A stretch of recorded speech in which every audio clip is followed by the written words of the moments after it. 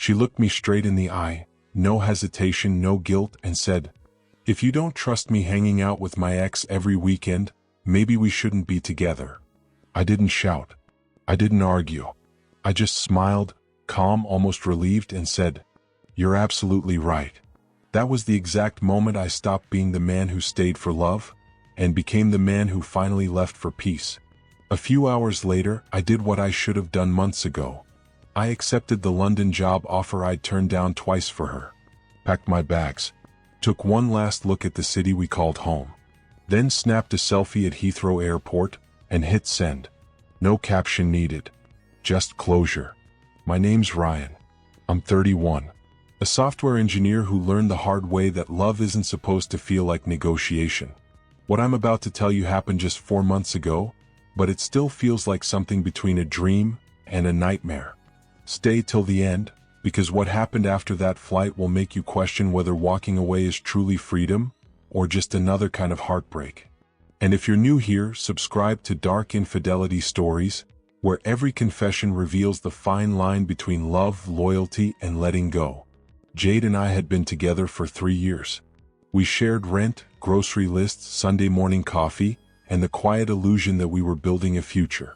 Everything was steady until February. That's when her ex, Ethan, came back to town after finishing his MBA in California. She mentioned it over coffee one morning, all casual, like it was no big deal. "Oh, by the way, Ethan's back.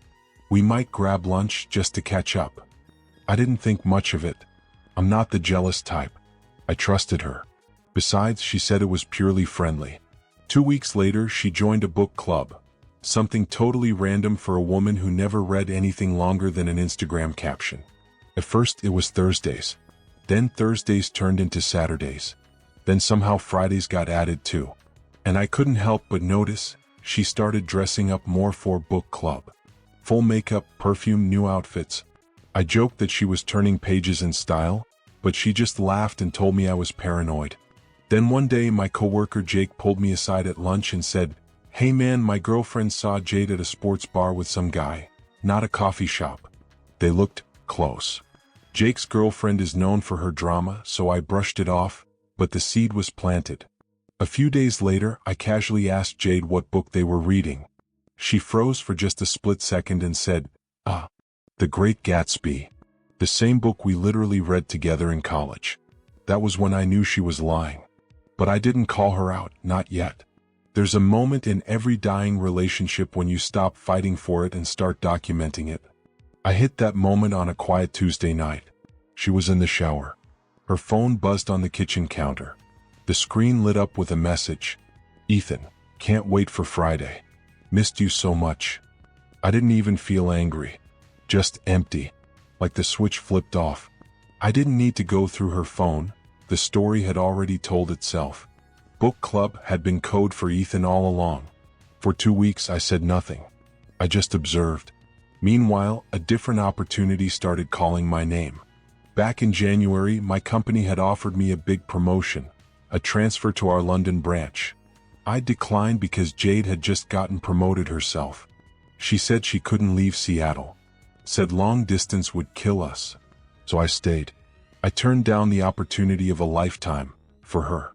Now, sitting there watching her get ready for yet another book club night, I realized what a fool I'd been. The breaking point came in early April.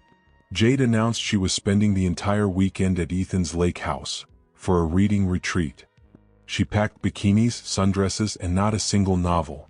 I asked, "Is Ethan going to be there?" And she instantly got defensive. "Why does it matter? Don't you trust me?" I told her I did until she started lying about where she was going. That's when she snapped. "You're so controlling, Ryan. You're insecure. Ethan is just a friend. Maybe you need therapy if you can't handle that." I didn't yell back. I just looked at her and asked one calm, quiet question. "If it's really innocent, then why did you have to lie about it?" She went silent for a few seconds, then doubled down, saying she only lied because she knew I'd overreact. Which ironically just proved my point. And then she said it again, the line that ended everything. "If you don't trust me hanging out with my ex every weekend, maybe we shouldn't be together." I nodded slowly. You're absolutely right. Her expression changed instantly, anger melting into confusion, then panic. Wait, what do you mean? She asked. I said, I mean exactly what you said. I don't trust you. So maybe we shouldn't be together. She tried to backpedal, claiming she didn't mean it like that. But I was done. I'd already checked out. She left that morning with her overnight bag and the same arrogance she always carried into every argument, probably thinking I'd cave by Sunday. But as soon as the door closed behind her, I opened my laptop and found the HR email about the London offer. The acceptance deadline was in 72 hours. I took a deep breath, typed "I accept," and hit send. No hesitation this time. 20 minutes later, my boss called, practically ecstatic. Ryan, that's fantastic. We'll get you on a flight in 3 weeks. That weekend, while she was probably sipping wine on the lake, I was packing my life into boxes. Called the landlord, gave my 30-day notice, and told him Jade would need to make her own arrangements. The lease was under my name after all. He wasn't thrilled about the short notice, but he understood. I told him I had to leave for work overseas. And just like that, I was free. I started listing our furniture on Facebook Marketplace, piece by piece, selling off everything except what I could cram into 3 suitcases. It was strangely liberating, watching our life together dissolve one item at a time. That Sunday night, Jade finally came home from her so-called book club retreat. She walked in glowing, skin kissed by the sun, smelling of sunscreen and lake water, completely relaxed as if nothing had happened. She plopped onto the couch beside me, tried to cuddle like it was just another weekend. I shifted away. She frowned and asked softly, "Are you still mad?" I looked her straight in the eye and said, "I'm not mad. I'm done."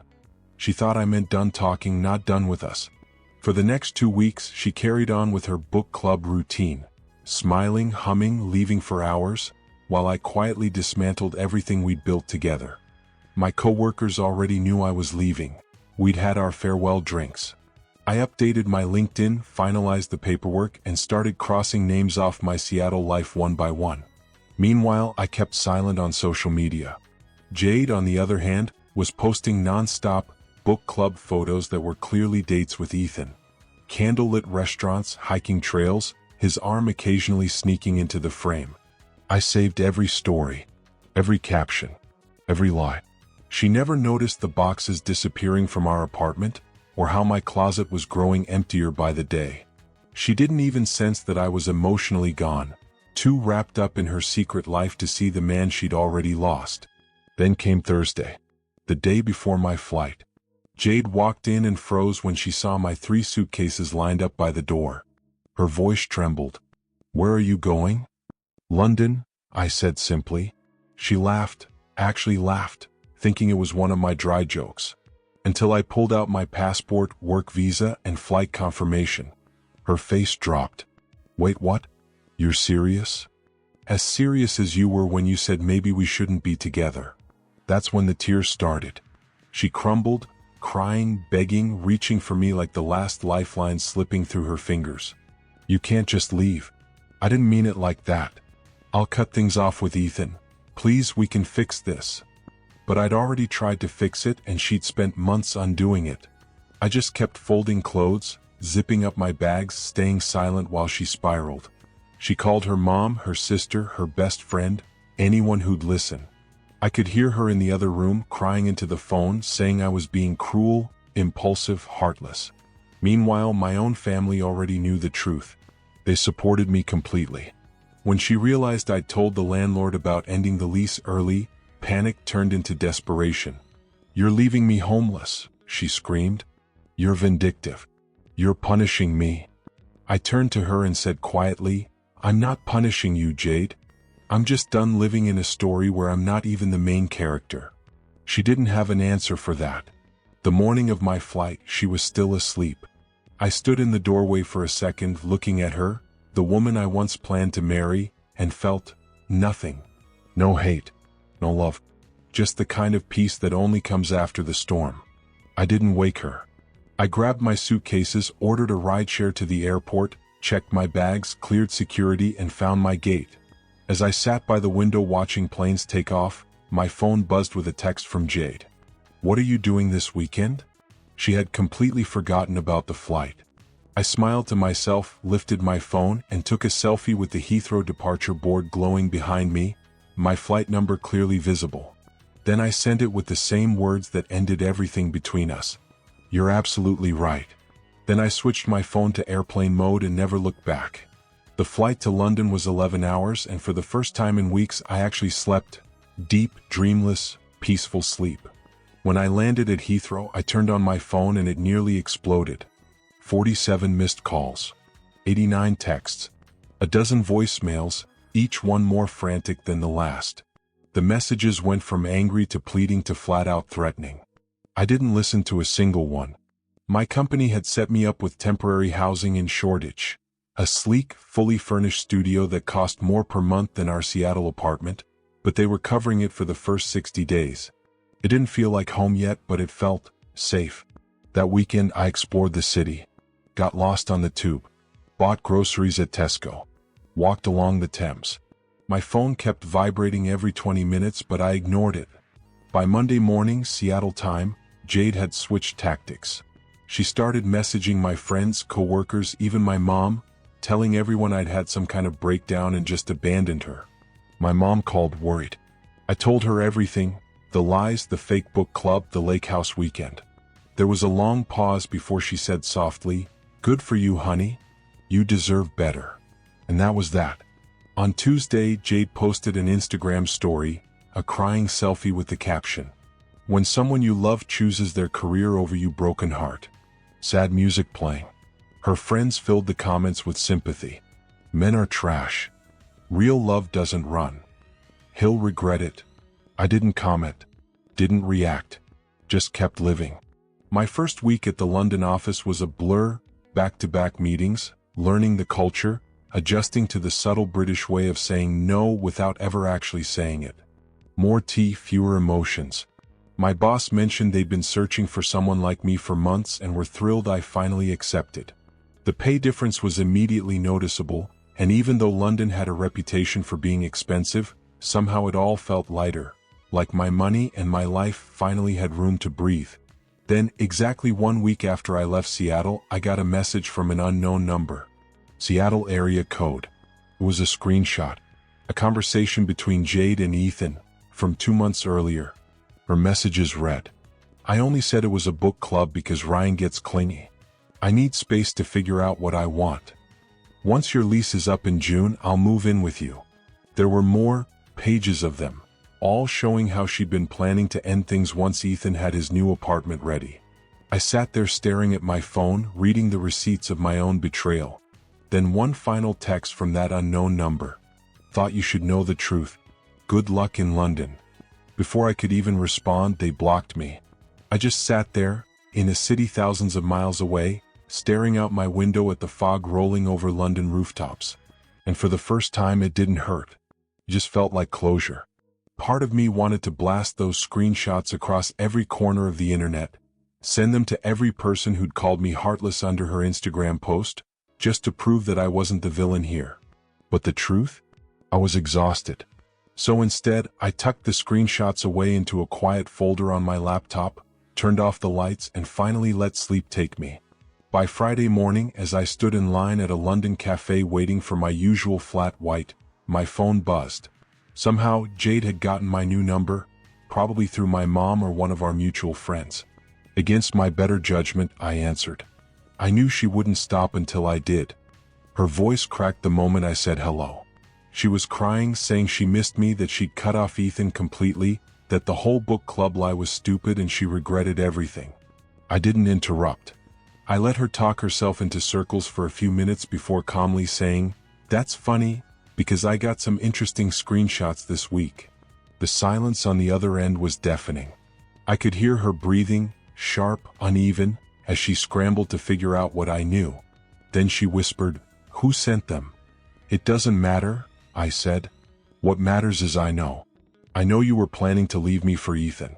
Just waiting until his lease ended so you could move in together." She tried to twist it immediately, said they were taken out of context, that she'd just been venting, that I didn't understand. But I cut her off. "You literally talked about which apartment you'd pick out together. You even mentioned furniture shopping, Jade." That's when the crying turned frantic. She begged for another chance, swore she'd made a mistake, that she still loved me. But I told her the truth she'd forced me to face. I didn't love her anymore. Honestly, I hadn't loved her since the night I realized how deep the lies went. I'd only stayed in Seattle as long as I did because comfort is a hard cage to break.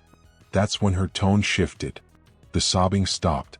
She snapped, saying I'd used her as an excuse to avoid taking real risks, that I'd been looking for a reason to run away all along. Maybe she wasn't entirely wrong. But even if she was half right, it didn't change the ending. I simply said, "Lose my number," and hung up. By the weekend, she'd already moved on to a new phase of denial. Her Instagram stories lit up again. This time, she was at Ethan's apartment. They weren't hiding anymore.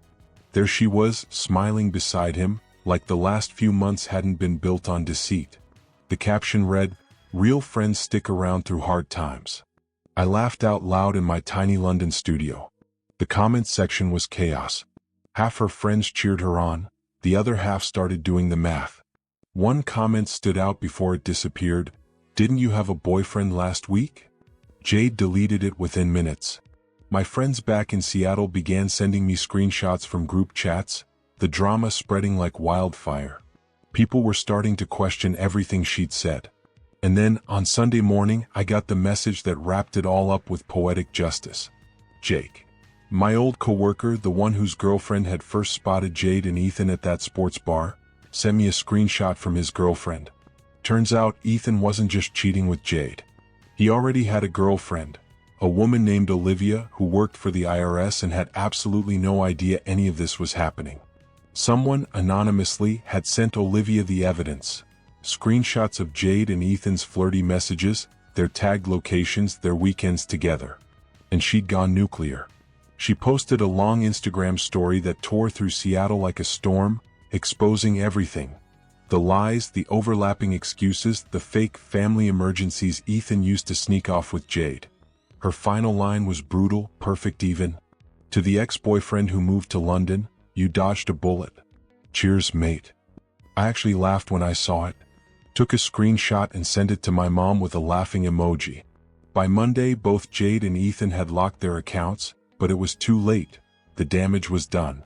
Their names were everywhere in mutual circles. My inbox was flooded with messages from friends asking if I'd known about Olivia, but I hadn't. Honestly, learning that part only made everything more satisfying. I didn't even have to expose them. They took care of that themselves. Meanwhile, London started to feel like home. Mornings meant coffee at the Pret downstairs, then the tube to the office.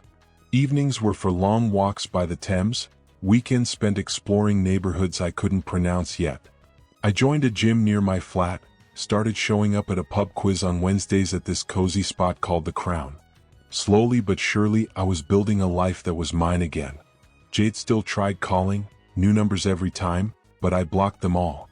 2 weeks after Olivia's post, I got a text from my old neighbor in Seattle. Apparently, Jade had shown up at my old apartment building with her mom and sister, demanding to know where I was. Security had to escort them out when they refused to leave. Her mom even tried calling mine, claiming I was going through something and needed help. My mom shut that down in one sentence flat, told her everything. The book club, the cheating, the lake house weekend. After that, silence. And honestly, that silence was peace. Because the version of me from 4 months ago would have felt guilty, would have picked up the phone, tried to comfort her, made her pain my responsibility. But that version of me didn't survive the flight over the Atlantic. Somewhere between Seattle and Heathrow, he died quietly, and the man who landed in London didn't owe anyone closure. 6 weeks later, I was thriving. The promotion challenged me in all the right ways. My London team respected me, actually listened when I spoke. My temporary housing had been extended while I found a permanent place, and I just signed a lease for a 1-bedroom in Canary Wharf with a view of the Thames that made the rent sting a little less. Weekends became adventures. Borough Market for lunch, day trips to Brighton just because I could. And every time I stopped to take in the skyline, I'd think about how far I'd come, how strange it felt to finally breathe without someone else's lies clouding my air. Back in Seattle, the fallout kept spreading. Jake's girlfriend sent me occasional updates. Ethan's reputation had been completely shredded. His coworkers had started calling him Book Club. The nickname caught on so fast, even his boss used it once in a meeting. And somewhere across the ocean I smiled, not out of spite but relief. For the first time in years, everything that fell apart was exactly what needed to. Ethan tried to save face at first, claiming Jade had chased after him and that he was only ever being a supportive friend. But that move backfired instantly. Olivia, the ex-girlfriend who'd already exposed him once, wasn't about to let him rewrite history. She dropped another round of screenshots, proof that he'd initiated most of their secret meetups. With every post, his credibility crumbled a little more. After that public mess, Jade disappeared from social media for nearly 3 weeks. When she finally returned, it was with a predictably vague post about toxic people and learning to love yourself. Everyone saw through it. Her friend circle fractured right down the middle, half believing she was some misunderstood victim, the other half realizing she'd manipulated everyone, including them. Ironically, the job she'd once refused to leave for me, the one she said was too important, let her go during budget cuts. I wouldn't have even known if my mom hadn't mentioned it casually over one of our weekly calls. And just when I thought the story was finally over, something completely unexpected happened. A message request appeared on my Instagram from someone named Olivia Martinez. The profile photo looked oddly familiar. Then it hit me. Ethan's ex. The IRS agent who detonated the entire scandal. My first instinct was to ignore it. I figured she probably wanted to rehash the drama or vent about Ethan. But curiosity got the better of me. I opened the message. It was surprisingly sincere. Hey, I know this is random, but I saw your post from London. Good for you for getting out. I'm still dealing with the fallout here, and sometimes it helps to talk to someone who actually understands. No pressure, just figured I'd reach out. I sat there for a while debating whether to reply. But in the end I thought, why not? We were both casualties of the same disaster. So I messaged back. At first, our conversations revolved around the chaos. About Jade and Ethan, the lies, the public humiliation. But slowly we drifted into real topics. Our jobs, our regrets, how we'd both ignored red flags because we wanted to believe people were better than they were. Olivia had this dry humor about her, self-aware, sharp, and funny in a way that caught me off guard. She joked about how she'd become that crazy ex who exposes cheaters on Instagram, even though all she'd done was defend herself. Then one evening, a few weeks into our chats, she dropped a bombshell that stopped me cold. She admitted she was the one who'd sent me those anonymous screenshots when I first got to London. She'd found my Instagram while digging through Ethan's lies, realized who I was, and decided I deserved the truth, even if we never spoke. She'd used a burner number so it wouldn't seem intrusive. I was stunned, then grateful. I told her those screenshots had given me the closure I didn't know I needed. Proof that leaving wasn't just the right choice, it was the only one. From that point, our conversations became something steady. Not romantic, not at first. Just two people who'd been burned by the same fire, comparing scars. She told me about her new promotion at the IRS, how she'd started handling high-profile tax cases, and how her CPA certification was opening new doors. I told her about adjusting to life in London, the morning rush on the tube, the endless drizzle, how starting over at 31 felt both terrifying and freeing. Then, about 8 weeks in, she mentioned offhand that she'd always wanted to visit London but never had the chance. Without thinking, I said, "Then come visit. I'll show you around." She hesitated, probably unsure if I meant it. But I did. I told her it would only be awkward if we made it awkward, that my studio had a pull-out couch and I knew all the best spots in the city. 3 weeks later, I was standing at Heathrow holding a sign that read Book Club Survivors. She saw it and burst out laughing so loud people stared. It was the perfect icebreaker. That first day was awkward in the sweetest way. We were both a little nervous. Texting for months is one thing, being face-to-face is another. But by the time we hit Borough Market for lunch, everything felt natural. She fell in love with London instantly. The mix of history and chaos, the skyline, the fact that you could find great Indian food at 2 a.m. I took her to all the places I'd discovered. The Tower of London, the British Museum, quiet parks tucked between old streets. We talked for hours about everything and nothing. On her fourth night, over pasta at a cozy Italian restaurant in Soho, she looked at me and said something that caught me completely off guard. "You know what's weird?" she said. "I feel more comfortable with you after 2 months of talking than I ever did with Ethan in 2 years." And I knew exactly what she meant, because I felt the same way. We didn't have some big confession moment. We just started dating, effortlessly. Her 2-week trip turned into discussions about remote work and visas. She had leftover vacation time, so she extended her stay to a month. Somewhere around week 3, I realized I didn't want her to leave. Turns out she felt the same. She began looking into international IRS positions, exploring work visa options, even reaching out to contacts about transferring. Meanwhile, back in Seattle, Jade was busy repeating history. She'd started dating a CrossFit coach from her gym and was back to posting cryptic quotes about new beginnings and real love. It lasted all of 2 weeks before the guy's actual girlfriend showed up and caused a scene. The universe was handing out karma in real time. And then, the icing on the cake. Olivia told me her co-workers at the IRS, after hearing her whole story, decided to look into Jade's financials. Turns out, Jade had been doing side consulting gigs for over a year without reporting the income. Payments through Venmo and PayPal, all conveniently public. Olivia didn't directly participate in the audit, conflict of interest and all that, but she didn't exactly discourage her colleagues from being thorough. Word from Jake was that Jade was now under investigation and facing fines that would practically erase her savings.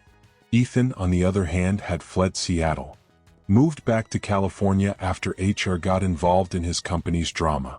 The book club nickname followed him, though Jake said even people in his new office were calling him that. Some things just stick. Months passed. Olivia decided to stay in London permanently. She landed a job at an international tax firm that actually paid better than the IRS, and her certification transferred perfectly. We moved into my Canary Wharf apartment, the one bedroom that suddenly felt like it had always been meant for two. My mom was over the moon. She'd never liked Jade. Said she always seemed too self-absorbed.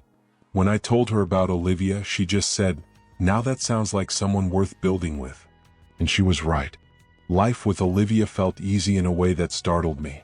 There was no pretending, no eggshells, no doubt. We'd already seen each other at our lowest, and chose to stay.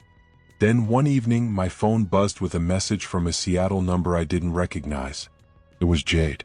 Using someone else's phone, of course. Her message was long, paragraphs about how she'd changed, how therapy had helped her realize she had commitment issues, how she wanted a second chance. I showed it to Olivia. She just smirked and said, "Let me guess, the CrossFit guy didn't work out?" I deleted the message without a second thought. Some people don't deserve closure. Some stories end exactly where they should. That weekend, Olivia and I posted our first photo together. Us by the Thames Tower Bridge in the background, both smiling for real this time. I captioned it, "Found my favorite book club." Corny, yeah, but it fit. Within an hour, Jade had blocked both of us, which told me everything. Ethan apparently texted Olivia too, asking, "Really him?" She replied, "Yeah, really him. Someone who actually respects me." Then she blocked him too. 3 years with Jade, and not once did she feel at home in my space. 6 months with Ethan, and he never once made Olivia feel truly seen. Funny how time means nothing when truth is missing. That difference, that quiet contrast between presence and pretense, said everything. A year later, word got around that Jade had packed up and moved to Portland, wiped her socials clean, and was still untangling the mess she made with the IRS. Ethan? He was reportedly engaged again somewhere in California. I'd like to say I hoped he'd changed, but some lessons can't be learned until life forces you to repeat them.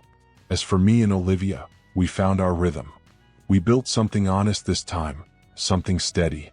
No secrets, no games. Just two people choosing peace over chaos, trust over thrill.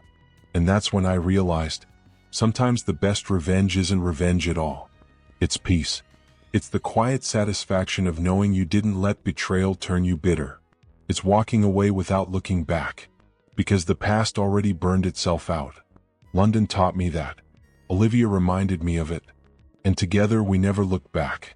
If this story hit you in the heart, don't forget to subscribe to Dark Infidelity Stories, where every broken vow, every hidden affair, and every shattered truth reveals a lesson worth learning. Like, share, and comment your thoughts below, because sometimes the stories we tell can stop someone else from making the same mistake.